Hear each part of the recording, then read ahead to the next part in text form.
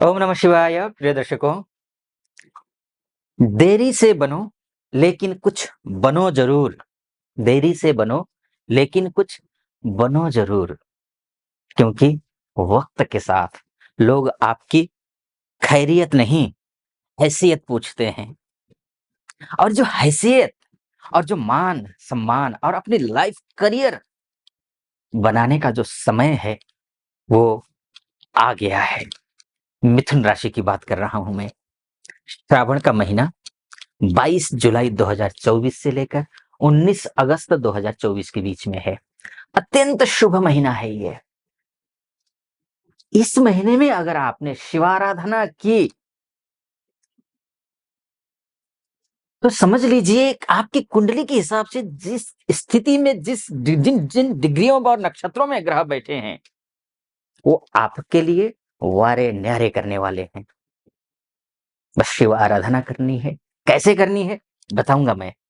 किन चीजों का ध्यान रखना है ये भी बताऊंगा। इससे पहले श्रावण का महीना देखिए ना, कितना अद्भुत महीना है ये। सोमवार के दिन से श्रावण की शुरुआत हो रही है, नंबर 1। दूसरा, प्रीति योग से श्रावण की शुरुआत हो रही है, जिसमें स्नेह बढ़ता है, प्यार बढ़ता है, मधुरता आती है। आयुष्मान योग से शुरू हो रहा है श्रावण का महीना, जिसमें अगर घर में अस्वस्थ रहते हैं तो सारे लोग स्वस्थ हो जाएंगे। आप स्वयं भी अस्वस्थ रहते हैं, रोगी रहते हैं तो निरोगी हो जाएंगे। इसके साथ में सर्वार्थ सिद्धि योग भी है इस दिन, श्रावण के पहले दिन। तो जिस किसी भी काम में आपने हाथ डाला हुआ है, बिगड़ रहा है बार बार, तो ये आप समझ जाइए कि अब सुधरेगा, काम अच्छा होगा, बढ़िया होने जा रहा है। बस दूध दही घी शक्कर शहद से भोलेनाथ की उपासना करनी है। इसके बाद आपको गुलाब जल से अभिषेक करना है। उसके बाद आपको इत्र से अभिषेक करना है। ये सुगंधित द्रव्य से अर्थात कर दीजिए बस। और दिन भर ओम नमः शिवाय का जप करिए। संभव हो सके उपवास रखिए, नहीं रख सकते हैं तामसी भोजन मत लीजिए। इसके बाद आप जो है 5 सोमवार हैं, पांचों सोमवार को दिव्य आप शिवाराधना कीजिए। ग्रह क्या कुछ कह रहे हैं आइए समझते हैं। मिथुन राशि की बात हो रही है, तो आपकी राशि के जो स्वामी हैं वो बुध हैं। बुध, और बुध जो है यहां से सीधा ये 9th हाउस को देख रहे हैं, यानी कि भाग्य को देख रहे हैं। आपके राशि के स्वामी भाग्य स्थान को देख रहे हैं, तो इसका मतलब ये है भाग्य में वृद्धि होगी। ठीक। बुध बुद्धि का कारक ग्रह होता है। बुध व्यवसायी ग्रह होता है। बुध के बिना आप व्यवसाय अच्छा चले इसकी आप कल्पना भी नहीं कर सकते हैं। तो ये बुध अब भाग्य स्थान को देख रहा है, शानदार स्थिति में है। इसके बाद ये जो शुक्र यहां पर दिखाई दे रहा है आपको, ये 30 जुलाई को बुध के साथ युति संबंध बनाएंगे। ये जो युति संबंध है, ये लक्ष्मी नारायण नामक राजयोग बनाता है। अब ये दोनों ग्रह मिलकर के लक्ष्मी नारायण राजयोग बना करके ये जब 9th हाउस को देखेंगे, तो लक्ष्मी जी का भी वास होगा घर में और विष्णु जी का भी वास होगा। लक्ष्मी जी और विष्णु जी दोनों ही आपके घर में विराजेंगे। अब ऐसी स्थिति में क्या करना है, इसके लिए और अच्छा बनाने के लिए शिव आराधना तो आपको करनी ही है।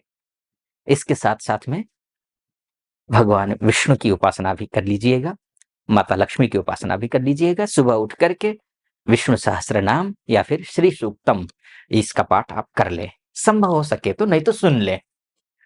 तो ये आप करना है। अब इसके साथ साथ में देखिए 30 जुलाई तक ये यहाँ शुक्रादित्य नामक राजयोग बनेगा। ये क्या फल देगा ये बताऊं, और अन्य ग्रह क्या क्या फल देने वाले ये बताऊं, इससे पहले एक निवेदन आपसे करना चाहूंगा। यहां तक आप पहुंच चुके हैं वीडियो देखते हुए, तो पूरा वीडियो सुनिएगा। मेरा ज्योतिषीय विश्लेषण आपको सटीक लगे तो चैनल को सब्सक्राइब कर दीजिएगा, वीडियो को लाइक और कमेंट बॉक्स में जाकर के महादेव का भक्त हूं और महादेव का महीना है श्रावण महीना, तो हर हर महादेव यहीं से बोलना और लिखना शुरू कर दीजिए। कृपा होगी ईश्वर की आप पर। और फेसबुक और इंस्टा के माध्यम से जो देख रहे हैं उनसे भी निवेदन है, फॉलो, लाइक और कमेंट कर दीजिएगा। अच्छा, मैं अब ये शुक्रादित्य जो राजयोग है, ये भी शानदार राजयोग है, क्योंकि ये कम समय के लिए है, लेकिन कम समय में भी अगर आप अपनी वाणी में संयम रखते हैं, मधुरता लाते हैं, वैसे भी आप मिथुन राशि के व्यक्ति बोलने में बहुत अच्छे होते हैं। हाँ, डबल माइंडेड होते हैं मिथुन राशि वाले, लेकिन बोलने में अच्छे होते हैं। अगर आप बोलने में कमजोर हैं, तो इसका मतलब है आप स्वयं में सुधार ला नहीं पा रहे हैं, ध्यान रखिएगा। नहीं तो मिथुन राशि वाले व्यक्ति बहुत चतुर होते हैं, बहुत अच्छा बोलते हैं, मतलब बोलने किसी को भी अपना बना सकते हैं। कोशिश आप करिएगा, अगर कमी रही है तो उस कमी को दूर करिए। अच्छा, अब आता हूँ शुक्रादित्य राजयोग में।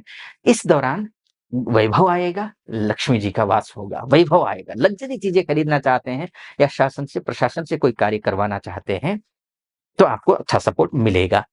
अब एक बात और मैं कहूंगा यहाँ पर, देखिए कि आपका जो मंगल है, ये गुरु के साथ में युति संबंध बना रहा है। अगर आप विदेश में रहते हैं तब तो ठीक है। अगर आप स्वदेश में हैं, जहाँ जन्म हुआ आपका, स्वदेश का मतलब कई विदेश से मेरे पास कॉल आती हैं, लेकिन उनके बच्चों का जन्म वहीं का होता है, लेकिन वो स्वदेश यहाँ बोलते हैं, कुंडली के हिसाब से नहीं है स्वदेश, वो जन्म स्थान को मैं बात कर रहा हूँ। ये स्वदेश में, अगर यहाँ है स्वदेश में, तब आपके लिए ठीक नहीं है समय, संभलना है। किस मामले में सही नहीं है? अभी तो मैंने कहा था कि सब कुछ ठीक है, लेकिन सब कुछ ठीक है, लेकिन सही किस मामले में नहीं है? पैसे आएंगे, लेकिन पैसे चले जाएंगे। आपको अधिक मेहनत करनी होगी, ये बात ध्यान रखिए। एक दूसरी बात, सेविंग पर ध्यान देना होगा, आए हुए पैसे टिके आपके पास, क्योंकि लक्ष्मी नारायण नामक राजयोग बन रहा है।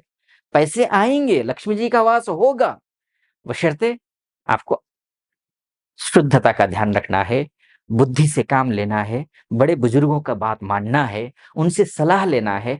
ऐसा इन्वेस्टमेंट नहीं करना है कि मनमर्जी से कर दिया, किसी के भरोसे से नहीं करना है।